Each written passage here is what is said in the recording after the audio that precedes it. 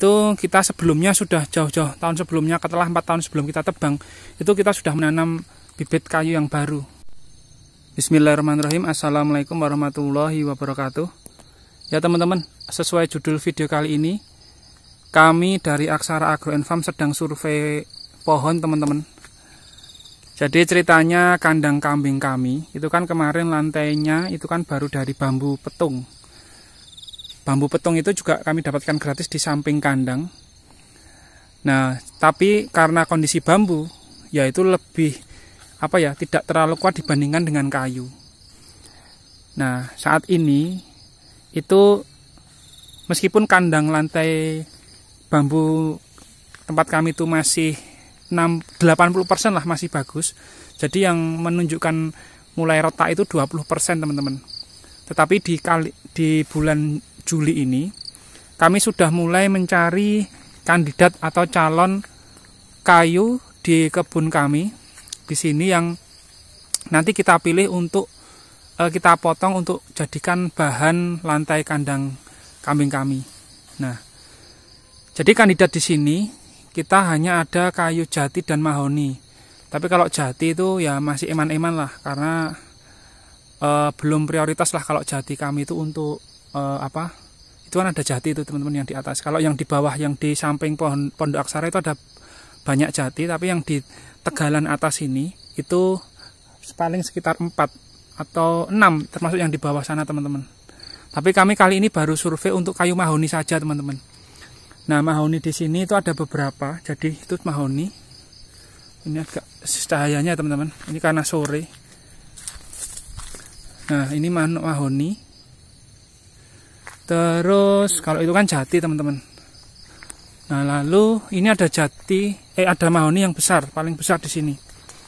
Nah, satu pohon ini paling besar.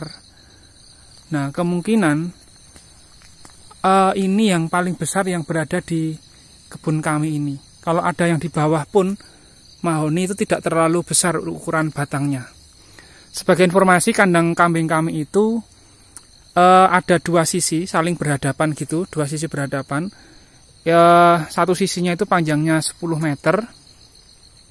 Kemudian lebarnya itu 1,5 meter. Nah, jadi panjang 10 meter itu satu sisinya itu terdiri dari 5 kotak. Berapa ya? Sekitar sekitar 7. Sekitar 7 kotak. Jadi totalnya dari dua sisi itu ada ada 8 kotak. Jadi ada sekitar 16 kotak teman-teman.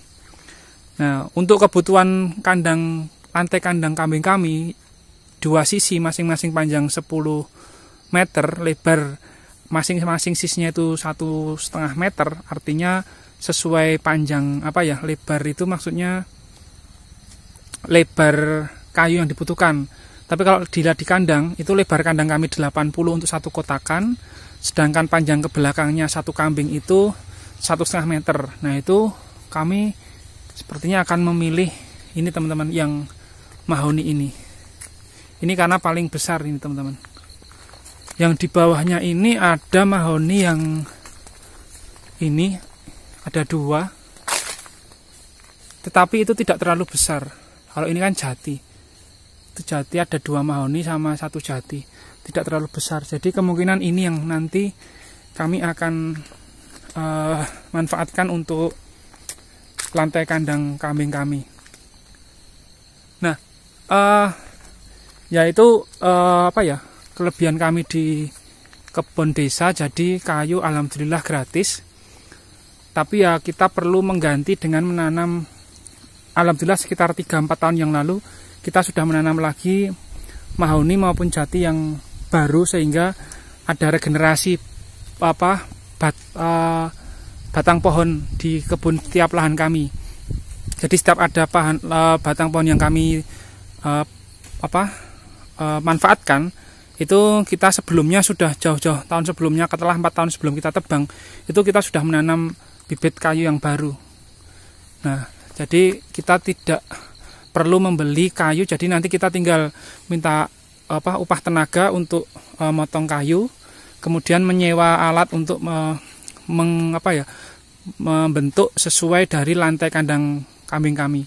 Nah, kami itu rencana lantai kandang kami itu ukurannya nanti panjang per 2 meter, kemudian tebal sama lebarnya itu 5 cm kali 3 cm kemungkinan, atau kalau enggak 4 kali 2 seperti itu. Nanti kita lihat eksekusinya lebih lanjut pada saat kita sudah memotong satu pohon itu.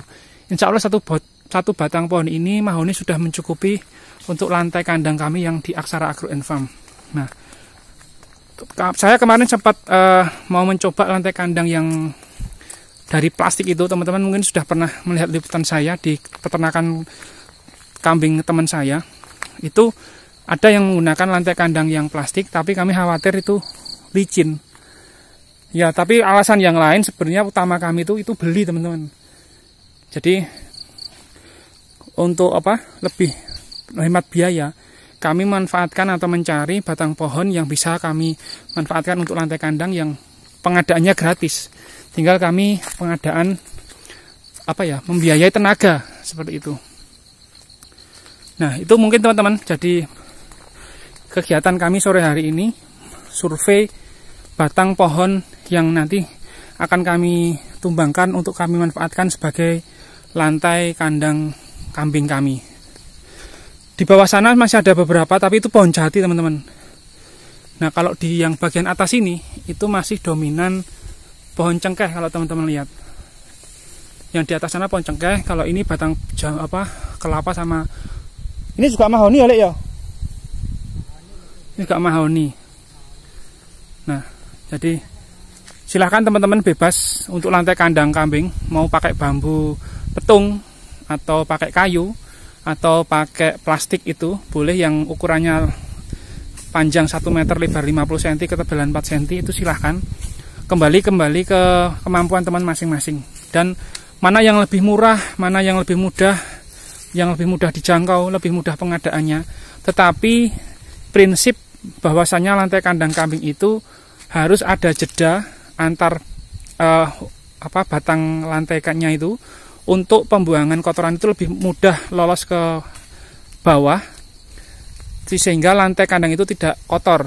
Yang kedua juga jangan terlalu renggang, karena kalau terlalu renggang itu nanti sangat beresiko kaki kambing, apalagi anak kambing alias cempe itu kejepit, teman-teman.